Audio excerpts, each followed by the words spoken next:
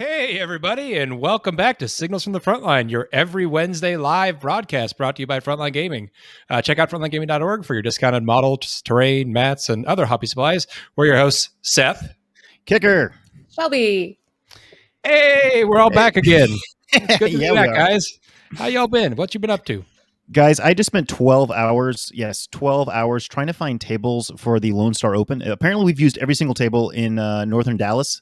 So, if you live in Texas and want to donate some tables, I am struggling, but I think I just found them. I've also been spending, hours kit bashing models for my AdMech army because you got to love a good kit bash. What are you up to, Shelby?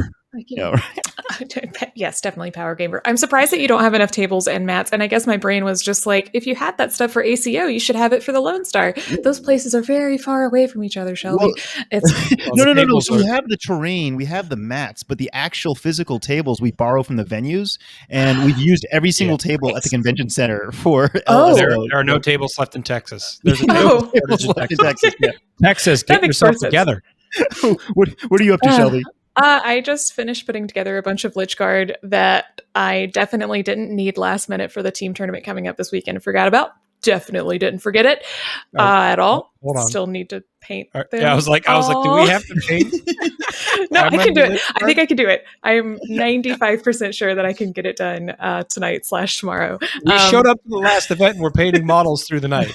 I know. We won't do that because I'm going to get there. Shelby, you're not midnight showing tomorrow up late until Friday. You're not allowed to do that. Yeah, I know. I'm sorry. I'm also missing the Hawks-Bucks game, which is a bit of a bummer because I want to see the Atlanta team that I love lose again, like they do. It's fine. Anyway, Seth, what are you up to? So Shelby, I gotta take a personal aside here on the show.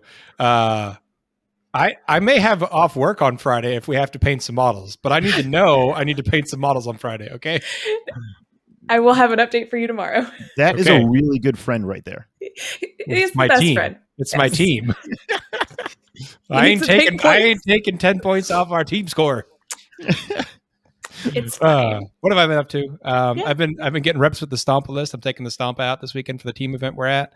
I've been trying to paint up a bunch of Warbikers. I have like 11 of them on the table right now. I've been talking to tons of folks about some stories we're working on here for the show, which we will get to later when we get to my section. But I have been talking to a lot of different people about a lot of different cool stories. So, Kicker, why don't you take us into industry news? All right, guys, industry news. Kind of a slow week, but there's been some Blood Bowl news. Now, I know you're wondering, like, Blood Bowl, who really gives a crap about Blood Bowl? But yes, there is something here of relevance for us. Blood Bowl, they're releasing old models made to order again. These are classic old models that were made in metal, and they're coming back out again. And you got to start thinking, like, are they going to do more of that for 40K? They did it, I think, with the Imperial Guard, the old special regiment. So it's kind of exciting to see them going back into their archives and pulling out old models to re-release them. Seth, I'm sure you had models from when you were a little kid that you would love to see again, right? Specifically for me, I would love to see some of the orcs because I didn't get into orcs until like 6th edition. So there's definitely some old orcs that I'd totally be happy to get again. Oh, nice. Well, speaking of orcs, the new Age of Sigmar is rolling out this weekend, the new edition. This will be available this weekend and will be being played at a tournament starting next month, including the Lone Star Open. I'm not sure what people think about the new take on orcs. That's a big deal. I mean, I kind of like it. What do you think, Shelby? Do you like the new orcs and the Age of Sigmar kit? I don't know about the orcs specifically or any of the rules or anything, but that Dominion box, like the entire Dominion box is hot. Also, the rule book in the box is like a limited edition and it is really, really spicy. I mean, I think Seth and I have actually talked about this. I love the aesthetic of those orcs, that like kind of nasty, gnarly, cool boys, dirty, grimy. Yeah. And Seth, on the other hand, what do you think about them, Seth? No, they're not for me. They look like, and this is not a knock on them, but they look like Lord of the Rings orcs. Yeah, and to me that just clashes with the rest of the orc aesthetic that they already had going in AOS. If there were no orcs at all and they were just like rebooting the race, I could see it, but I'm not in on it, and they don't mix well into 40K orcs. So no, Seth, I'm in the same boat as you. I looked at them and I'm like, they're cool, but they're not the 40K Age of Sigmar orc aesthetic at all. Yeah. They should just paint them blue and make them trolls or something totally different. Just don't call them orcs because they're so different. They're cruel boys, Kicker. Cruel boys. Cool boys. Well, guys, I mean, at least they're still spelling things incorrectly. That's staying consistent. It's important, really. The spelling inconsistency is a definition of an orc. That's why I'm an orc. Everything with a Z at the end. Guys, in FLG company news, we're setting a brand new precedent here. We're going to be moving the rules cutoff back by a few days. It used to always be on the Friday, 2 weeks before, but now we're going to be doing it on the following Monday. So basically, we're moving from 14 days to 12 days before the event. And this is going to allow us to squeeze in any last-minute rule drop-offs that tend to come over that weekend or codex releases. Seth, the orcs are coming, man. So we really decided to do this because we need the orc codex is coming in a few weeks, sometime next month. And so we're hoping to be able to squeeze that in so that it's, being able to be played at the Lone Star Open. So I know that should excite you, Seth, but there's a lot of orc fanatics out there that would love to be able to bring this codex to the next event. Oh yeah. It's going to be a good time. Oh yeah. So that's a big change for us. So that's gonna be a rolling precedent that we're gonna do for all Frontline gaming events, and hopefully other organizers will kind of follow suit. The idea of giving you guys one more weekend to try and get another rules drop. The community poll is live on the Facebook page. We did ask people what's a realistic ratio of the judges to players for a large ITC event. Now, everyone wants it to be a 1-to-1 player to judge ratio. That's not realistic, right? I mean, that's just not possible. We did ask people, one judge for every 32 players, one judge for 64 players, one judge for 128, and everyone just wants, of course, 1 to 32. That's really hard to pull off as our events get bigger and bigger. I mean, for LVO, we have over 1,000 players right there, so that's like a whole army of judges. But there's some pretty good discussion going on there. Feel free to chime in, give us your opinion. One of the cool things that some people have said though is having maybe like assistant judges, so you have your higher bracket of judges, and then you have assistant judges just to give you some more boots on the ground and help reach that one judge to every 32 player ratio. That is the dream. What do you guys think? Shelby, have you ever thought that you needed more judges in one of your tournaments? I mean, okay, so this is a bit of a strange question, mostly because I don't think, as a person, that I could ever call a judge on somebody. Please don't take advantage of that. Now that I've just told everybody. But I mean, I think people typically just run to the TO at smaller events. I've never been into anything larger than a GT except for Warzone. And Warzone, it was mostly just the tournament organizers. People would just run and find them. Yeah. And so I don't know. Sure is my answer. Well, Seth, you are a competitive guru on this podcast. What do you think? Hold on about that term, but so I think 1 to 32 is probably about a good spot. But I think something to consider. There's a lot of other work that goes on besides actual floor judges. You've got guys that are inputting scores and making sure pairings are someone's. ACO, they're saying if your opponent doesn't show up by this time, come up and we'll repair you. You got a person doing that. You've got people running around doing just some logistics work. So I think if you took that off, not saying take that off the judge team, but if you're looking for other roles tournament administrators, if that makes sense, less judges, just so that truly you actually had that 1 to 32 running around, I think that would be good. And I certainly think, I know Magic, and again, I made a comment about Magic of the week and I got grilled in the comments. I don't care, guys. I don't care. Say what you want. But there are different levels of judges in different other competitive games. I think that would be totally fine if we had, these are our upper level judges and we're going to mostly have them in the areas where we think there are problems, and lower level judges for other areas, and just to kind of make sure we got the bodies around to deal with things like, hey, can you help us adjust this terrain and that kind of stuff. Cool. Yeah. If the world of 40K were more, I guess, standardized is the word that I'm looking for. I think having official judges across the U.S., a team of judges that is just 40K judges, period, because that's what Magic does, right? Is that they have this unit of judges that get deployed everywhere. I also did it. Yes, she said it. Look, whatever. If people, I don't think you got grilled for using a Magic reference. It's just that, salty people gonna salt. That's fine. But yeah, I of course, having more judges is the dream, but it's a chaos. It is utter chaos at 40K events. Yeah. So, anyways, we definitely want to have one of our Frontline Gaming staff judges at every one of the Frontline Gaming events, if not there in person, at least on call. But then we are trying to increase our ratio of judge to player at every event. But we'll see where we can get that, Yeah. Well, guys, in event news, I will tell you that we are going to be posting on the community page soon the entire list of all the Atlantic City Open winners that has been requested many, many, many times. People want to see who won best Ren person, not man, Ren person, who won best appearance, and of course the best generals. So we'll be doing that, posting that list soon. And we want to post a few photos of the beautiful trophies, the all glass fancy championship trophies we handed out. And then also, guys, the Lone Star Open Hotel, the room block is totally sold out. I mean, totally sold out. Now, this is actually the third time the room block is sold out, which is ridiculous. The first two times I was able to beg the hotel management to increase our room block size. But at this point, they're like, nope, we cannot add any more rooms. We're almost sold out as it is. So our room block, the discounted rate was $89 a night. And now if you're trying to book a room, you're looking at almost double that. So it's important to realize that if you're coming to one of our events, as soon as you get your ticket to the event, get your room, because you don't want to be stuck in this position where you're scrambling to get a room at the hotel and having to pay a significantly higher price point.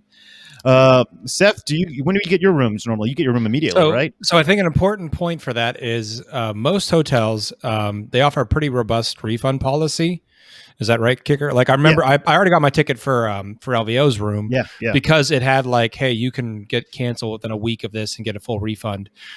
So that really helps, because if you're buying the ticket for something way out, months away, and you don't know, can I get the leave time? Am I going to be able to get yada, yada, yada, whatever I need? It just helps to have that cancellation policy. And FLG is good about ticket refunds too. So then exactly in my, so using me as an example, I've got my LVO ticket, I've got my LVO hotel room. I will wait till we get closer to buy my actual airplane ticket, just in case my work schedule is just bro, you ain't going to be allowed to go. So, I can get those things refunded, but I can keep my not lose my money on my plane ticket. Exactly. So I think, I would snatch those tickets right away, because you're spending twice as much money now, or you're getting a hotel somewhere else in town and you've got to figure out how to get back and forth, and that just adds another layer of doing stuff on the day of the event that's not hanging out with your friends and rolling dice. Yeah, you do not want to be paying the full price for the Las Vegas hotel. I mean, it's a great hotel, but you definitely want to be getting the discounted Frontline Gaming room block price. Yeah. Hey, Shelby, what's happening in the Frontline Gaming network? Several things. First, before we move on to that, just a few things from the chat that I thought were interesting. First off, people super judging me for not painting my army and abusing Seth. I'm so sorry. Hold on. No. Time out. That's an abusive relationship. A long time ago volunteered to paint that army. Yeah. Oh, no. Yeah. I think everybody knows that. Yeah. It's okay. So, I just want to make sure that we have a good-looking army for Shelby, and my team doesn't get docked 10 points. So it's slightly selfish abuse. Right? There's some self-interest in there. Also, Seth's just cool, and he's a good painter. So Fabio I'm sorry. But he had an actually interesting suggestion about judges, and I don't know how possible this is, Kicker. He says if there's some way to institute a text the judge number for basic questions, or some sort of chat, if there's a way for people not to abuse that, and then judges can just quickly respond, or somebody can be stationed to quickly respond to easy questions, or maybe there can be a request to judge. Yeah, I love that. Something I don't judge. Know. I love that. That's genius, and that's something we can implement very easily. I love that. I'm going to be talking to Reese about that tomorrow. Cool. Awesome. And then Signalians on a similar note. Straight to Reese's number. Is that correct? Right. Just text Reese.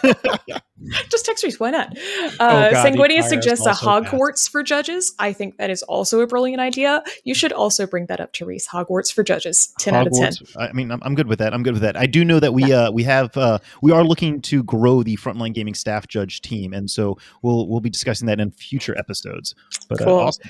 Right. Tamadachi Express also says, I'm used to PAX where the room is as important, if not more important than the ticket. I completely understand that feeling, because Dragon Con is always the exact same way. Yeah. Exactly. Anyways, but yes, FLG and stuff and shenanigans. So the only real thing that I can think of off the top of my head for you guys in terms of stuff that you can pick up from last week is Chapter Tactics had a fun episode coming out that covers how to use TTS and best uses of TTS just in general for folks that aren't really familiar with it. The Grim After Dark had an episode last night that hasn't been posted yet. So if you caught it on stream, great.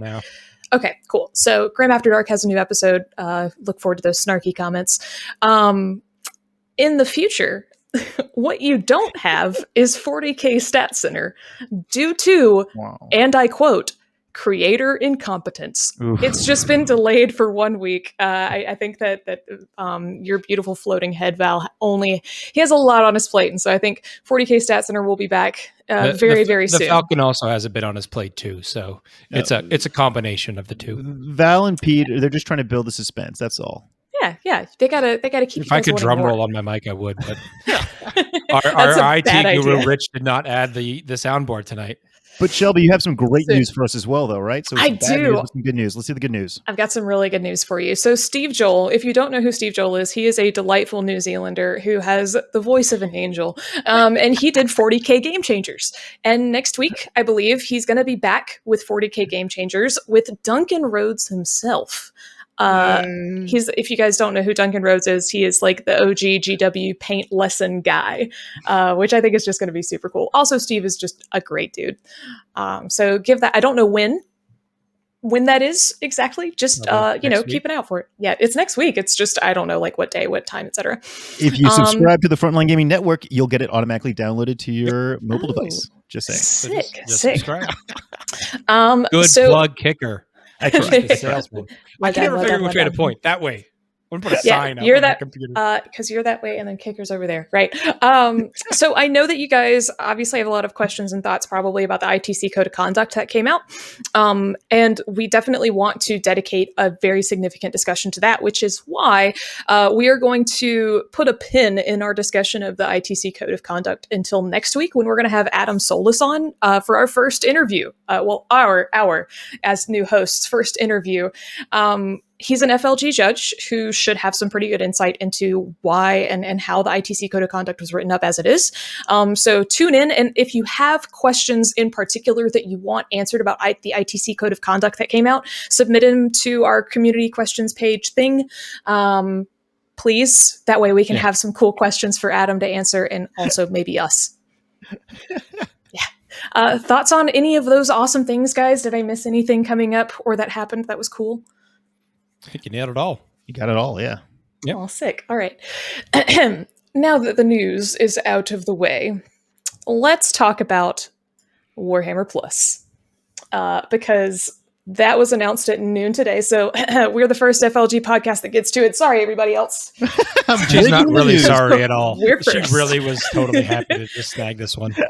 I am very happy to be able to talk about this because initially, so I was super skeptical of Warhammer Plus. I still am. There's still like a conspiratorial, like really skeptical part of my brain that's like, this truly cannot be as good as it seems. Because whenever they announced it, I was like, you get a streaming service and you get a streaming service. And I just assumed it was going to be another one of those like $5 to $10 cost things that I would add inevitably to like my PlayStation lineup of things that I could watch, right? And I just assumed that it would be any one of those like 10 shows or whatever that they'd been previewing, which are cool and all, but I wasn't sure that it was worth like its own entire streaming service. So they announced this back in March, and they've been tossing a few teasers at us, and it's been a couple of months, and they finally previewed it this morning, this afternoon, evening, depending on where you are. I don't know where you are.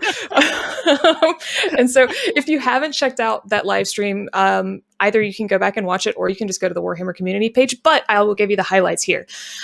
So turns out that when they say Warhammer Plus, they actually meant like a lot. So they included some really specific stuff in addition to exclusive offers, which I will be.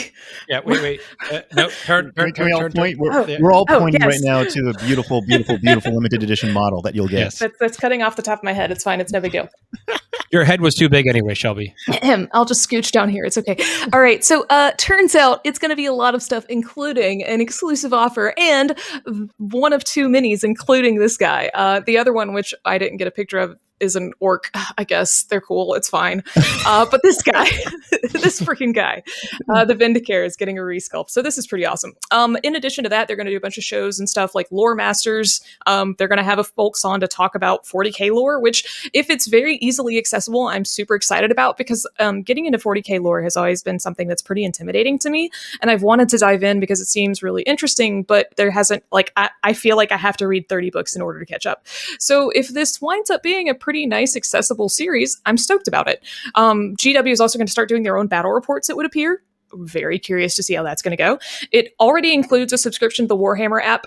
If you were subscribed already, you can get your model earlier. Yeah. So that's a nice concession. And you'll also have access to a vault of old GW publications and like White Dwarfs and stuff like that. So tons of stuff. It is, in literal value, a really, really good deal. It's $5.99 a month. It's $60 annually. And the app by itself is like $5 a month right now. So like if they keep up with the app, then that alone, like I might as well pay $1 more. I thought the app was $3 a month now. Oh, I think they reduced the price a little bit. I don't keep up with stuff. It's fine. But I'll be quite frank. The thing that I am looking forward to absolutely the most, like the model is cool. The things that cost literal money are cool. But they announced they're going to do a Citadel Color Masterclass. Like they're coming back with the revamped Masterclass stuff. And it's with Louise Sugden. And if you've never seen her stuff, holy shit. Sorry, I'm not supposed to curse. You can say that. You can say that. It's amazing. It's above. Look at this.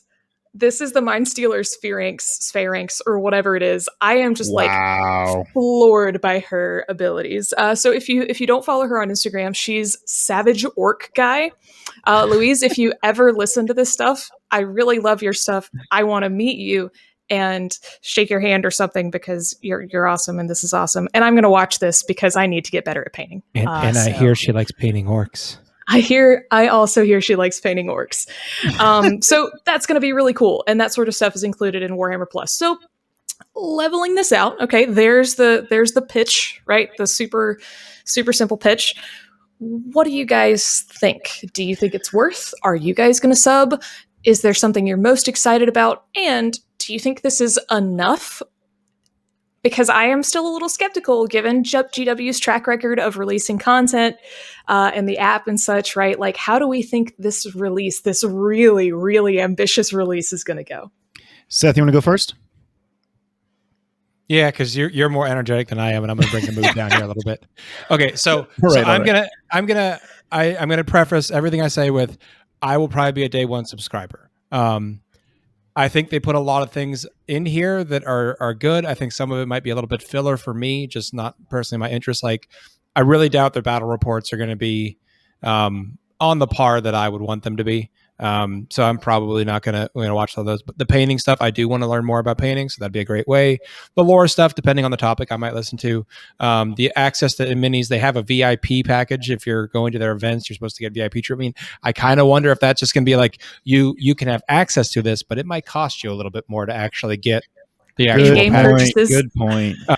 So I wonder about that. And I thought this was an opportunity for them if they wanted to charge me, $15-20 a month, but then give me access to every 40K rule that comes out digitally as it comes out. I would have, in a heartbeat, I'd have been trying to give them money today somehow. So I think that was kind of what I was hoping to get. So I was a little let down that wasn't in there. I still think what we're getting is good value. I'm probably going to, basically to me, this basically sounds like the content you would have gotten in White Dwarf, but in a video format, which the reality is, like, print magazines are kind of, going out of vogue. So this is them revamping that content, and I'm totally down with that. I watch tons of video content. I make video content. So I'm down with that. So I'm still going to do it. I thought it was going to be a little bit bigger than maybe it was, but I'm still excited. I just want to know a little bit more about like what the VIP stuff is and all that, but I'm doing it. I'm signing it. I'm a shill. I don't care. I'm still kind of skeptical, to be honest. I mean, I'm a huge GW fanboy, but I really want to see just how good these anime, these cartoon, these shows are, right? Because I'm really like, I have faith, right? But still, are they going to be that good? We don't know yet. So I might have to wait a week or two, see what people are saying, and if it's that good, then I'll jump on board. The thing that really has me though is the painting videos. I think that's what's really going to get me in there. I hope they don't like remove their free painting content off of their website, off of their Citadel Paint website, because that would be frustrating. I hadn't thought about that. Yeah, I wouldn't. I reference those all the time, even though. They specifically said that those like painting segments on YouTube will stay. Okay, good. Those are going to be like they basically described it as those are going to stay there. Those are kind of your targeted good. I wouldn't say basic, but and then the stuff that Luis is going to do is like a big step up beyond that. Okay. So Cool. there is going to be a distinct difference. Louise also on the stream was asking for like viewer input, like what do you guys want to see? So I think that would be cool. Kind of getting some requests, particular techniques and that sort of thing. That's definitely the thing that's got me most excited, more so than the limited edition mini, because there's always another limited edition mini. It's that paint class. But hey, Shelby, do we have any like audience commentary on this? Any questions? Mostly just like various comments on the legitimacy of this actually turning out well. But you guys talked a lot, and spoiler alert, I actually can't scroll through these comments apparently. So if you had a question way down there somewhere, repost it. And we're looking at a combined list of questions from like all of our like Facebook, Twitch, and YouTube all combined. I'm looking at them all. It's all together. So guys, if you're listening to us, on your drive to work tomorrow or whenever you're listening to us, we're a live podcast. You can join in on our stream Wednesday at 9 p.m. Eastern Standard Time. Watch us, talk to us, communicate with us. But hey, Seth, why don't you take us to the competitive news? All right. So I left a little preview there in the beginning that this was a slower week in terms of competitive news. And so I've been working on a couple different stories, and I'm kind of preview a few of them, and then we're going to get to the main one tonight. But generally speaking, on these slower weeks, when we have lulls in 40K competitive news, I really wanted to try to take some time to talk to some players that maybe are mono-faction players, that they just stick with one faction, whether it's good, bad, or otherwise, and kind of get their thoughts on why do they stick with those types of factions. And I also wanted to start talking to some groups outside the U.S. Obviously, the three of us are based here in the U.S. FLG is based here in the U.S., but 40K is a much wider community than the U.S. So I really wanted to start getting in touch with some of these other metas in different places, and get an idea of what it was like there. What's the difference in event styles there? What's the difference in player attitude there? So with that in mind, I used some advice from the Falcon and got in touch with Neil Kerr. Neil Kerr is the head judge for the WTC, and he is in Sweden. He's been there about 10 years now, and so he talked to me a lot about the Swedish meta, and he described it as a literal Shark Tank. It's composed of a really strong core of top tier players. Some names listed were like Daniel Hesselberg, Rickard Nilsson, Thomas and Mikael Christensen. And these are all top players that have won events or been to WTC for various countries. And they travel really well. Like, it's not uncommon for them to travel 4-6 hours to an event. Wow. And their event sizes tend to be a bit smaller. They're talking about 30 to 50 player events. So if you got this core of 20 to 30 really top tier players that travel, and your event is only like 30 to 50 players, that's like half the field being Nick Notavades showing up. That's like, super intimidating. Yeah. So yes, you would think, oh my God, these guys are like literal Shark Tanks. They're going to destroy you. They've also, in the past, before 9th edition, they used a really heavily comped system of 40K. So they're used to not running net lists. They run their own variants of lists, their own kind of unique lists. So if you ever look into kind of what the lists are using there, they always look different than what you'll see as the net list. So they like trying new combos and like being unique. So that's kind of cool. But despite this like Shark Tank fierce competition, there is a strong emphasis on sportsmanship and respect. It is the culture in those groups. Win, lose, or draw, after the game, you go out and you have a drink with your opponent. That helps build camaraderie, and it's really helped those players start to play by intent a lot more. In fact, in the last 10 years that Neil's been there, he has not seen a significant issue in terms of cheating that has resulted in a yellow card or a red card, which is amazing to say across a 10-year period. So I thought that was a really cool group and meta to talk about. What do you guys think about that? So who wants to go play 40K in Sweden? Yeah, when's the next Frontline gaming event in Sweden, right? That's your job. Find out. Get on that. The game plan for next year. We'll make it happen. We'll make it happen. That's amazing, though. I love the fact that like it's that many amazing players all traveling and then all like just hanging out after the event and just grabbing a drink. Yeah. So I think you'll see that in a lot of groups, but it's good to hear that like despite this fierce competition, they're not like, that guy beat me, I'm screw him, I'm not going to do it. They're like, all right, let's go get a drink. I mean, like, so there's like, that's sort of the principle of like knowing you're going to see them again, right? Like if there's a small team of, if there's a small core of players and you're just like, I hate that guy, but like, he's going to be at every tournament for the next 2 years. And you gotta suck it up and deal with it. It's fine. Yeah. Good point, Shelby. Good point. Yeah. So just tank that. It's fine. So let's get through the ITC recap, and then we can hit the rapid fire section. So not a lot of movement because, like I said, it's kind of been a slow week. So for your 40K competitive track, number 5 is James Kelling. Number 4 is Nick Nadavati. Number 3 is Mark Hurdle. I expect to see Mark to go up a little bit now that AdMech got a new book that's super strong because Mark has been mainlining AdMech for a while now. Yeah, yes. We got good old man Brad Chester at number 2 and Sean Nathan still at number 1. Coming in on the 40K hobby track, number 5 is Nicholas Wenker. Number 4 is Noah Bedham. Number 3 is Rick Hill. Number 2 is Lee Harris. He made his spot way back into that top 5. And number 1 is JT Stiegler. Now, we actually have some pictures today because the last few shows we said, hey, if you are on this top 5 and you've got some pictures of your army, send it in. And Noah actually got a hold of me and he sent in his AdMech army. Nice. Take a look at this army, Kicker. We got some. Ooh, nice. Yeah, take a look at this. That is all dry brushed army. No way. Dry brush, and then he said he used the artist opus technique, and so it's coming out amazingly. And so these are like honestly talking with him about this. This is still work in progress stuff. He showed me some pictures that we're not going to share it because it's not ready for reveal. But he's got a huge display board, like multi-level display board with a bunch of Necron stuff on it, like they're like busted up Necrons that the AdMech are taking over. And he's got like a fog machine and a lightning machine in it. So like. Oh yeah. So this is just like is more competitive. The hobby track is like, people roll up their sleeves. That is and not. Look at it. Here's one of his little characters he's got. I can't remember the name of the AdMech stuff. That's probably like a manipulous blah blah blah blah blah. Yeah. You get a bajillion buffs character, but they look great. So yeah. Hey, JT, he's number 1 in the hobby track. He just emailed me today. JT, if you're listening to this, email me some photos of your army. You're currently number 1 in the hobby track. Yeah. Send me photos. I do have pictures of Lee, but Lee, you could just send me better pictures of your army that were not my cell phone. Good pictures are nice. Bro. Good pictures are super nice. Yeah. So if you're on the hobby track stuff, guys, just send us pictures because we would love to show them off. Mm-hmm. Anyway, so let's keep going with the top 5s. AOS competitive track.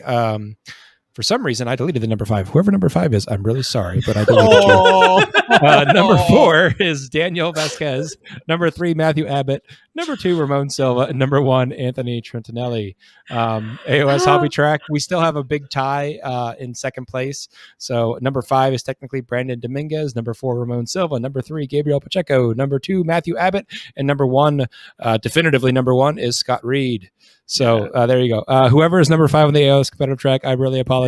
If I find you at an event, I'll buy you a drink. I'm sorry. You anonymous number 5, Hugh. You're my favorite. I'm gonna have to go look him up and message him. Just be like, I'm real sorry. He doesn't even listen to this. He doesn't really care. Like, there's a podcast about or this she. I'm not going to assume. Very true. Very true.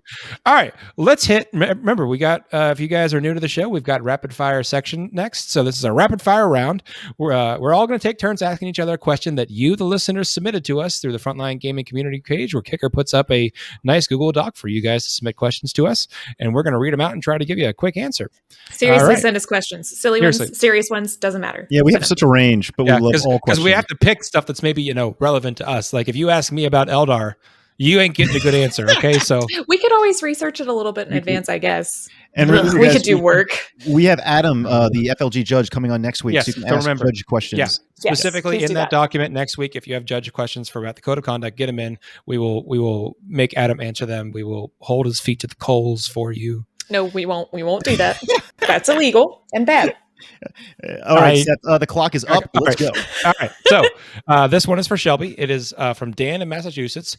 What are your favorite Warhammer 40K content producers for new/intermediate players to get better at a competitive play? Okay, guys. So this is a weak question for me, but I did some looking, and I would say Play on Tabletop is a very widely accessible, widely popular YouTube channel that also has some like intro to 40K for 9th edition for beginners. So that's a good one. They do a bunch of bat reps. Maybe also Tabletop Titans, just insert host of bat reps here. I also think Best in Faction podcast is good. And while it focuses a lot on competitive stuff, they usually have some really nice episodes on sort of other concepts like sportsmanship or how to handle losing and that sort of thing, right?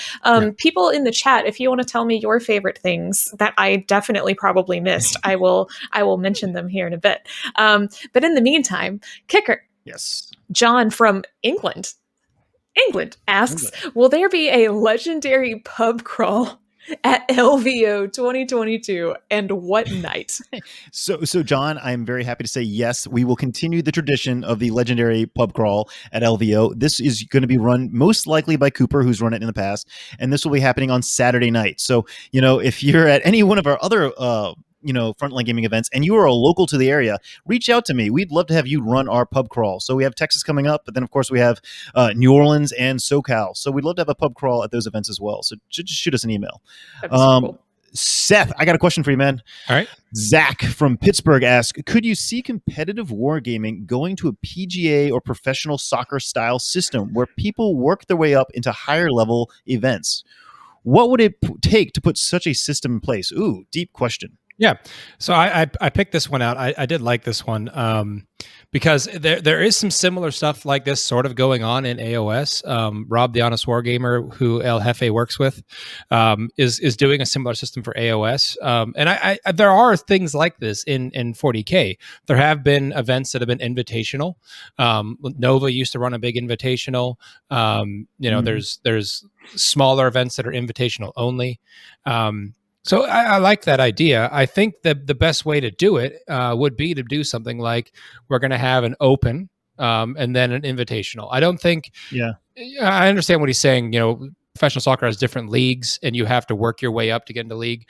I think that is a big step to just jump right into. But if we just start with opens and invitationals and get that, kind of a regular thing. And then over time, we could say, okay, to qualify for the invitational, you need to do X, Y, and Z. And then that basically becomes its own league, if that makes sense. There's no way that was 5 minutes. Yeah. No way. No, we're still going. Yeah. Okay. I'm looking at the clock. We still got time. Okay. So, All right. So, for Shelby, from the anonymous Supreme Grandmaster Azrael, of course you made me read this one. I don't know.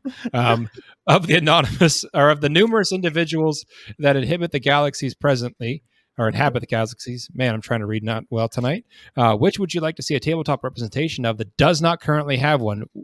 Who doesn't have a model that you would like to have one? Sorry, that was me summing up the fancy comment of Supreme Grandmaster Ezra. Oh my God. So if I'm just answering for me and we're not giving these two an opportunity to answer, Lehman Russ. Not 30K, 40K Lehman Russ. Let's go. Why would you want that piece of crap in 40K? Get out. This is a rapid fire round, folks. We got to keep moving.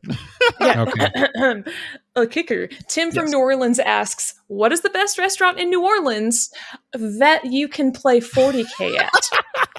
Very specifically. Tim, the answer I know is very much Bad Wolf. That is Bad Wolf. They have a website. Check it out. It is a beautiful bar and restaurant with, of course, many 40K tables that you can play at. Great food. Please tell me this is named after Doctor Who. Yes, it is a Doctor Who reference. It's got to be. If it wasn't Tim, done. Seth Lloyd from Akron. He's asking orcs. Are they are supposedly both fungi animals? Please elaborate. You are a vet in real life, Seth. Maybe you can elaborate. What are orcs? Are they fungi animals? So there's GW, and I love GW, but GW has kind of gone back and forth on what they are. They've said they're fungi. They said they're animals. They're probably most likely a symbiotic organism. So they probably have fungal cells that help feed some of their animal cells. That's that's the science answer of it. But they've thrown things into the lore that mess it up, like orcs reproduce via spores in some stories. Like you literally, you fight an orc wog, you kill it, they spread spores on your planet, and then orcs grow out of the ground and become feral orcs and then reattack your cities later, because why not? But then there's also like an inquisitor. My favorite one was there was an inquisitor that believes that orcs manifest themselves psychically. So once there's one orc there, he believes there's more orcs there, which then creates more orcs, which then the new orcs believe there should be more orcs, and they just psychically create themselves. I don't know. I've been reading the new I've been reading the Gazgul book, and there's orcs are weird. They're the Inquisitor in that book was like, orcs can believe two truths at the same time, and the Inquisitor just lost their mind because they were like, Makari was telling a story, and the Inquisitor was like, well, it can't be both of those. Those are mutually exclusive, and they're like, no, it's both. And they're like, well, I'm not Makari, but I am Makari, and they're like, but which one is it? Well, I wasn't Makari, but then I was Makari, so I'm both not and Makari. They were like, what? Huh? To answer your question, Lloyd, I think it's the jury's still out. Yeah. We have to do some more research on this topic.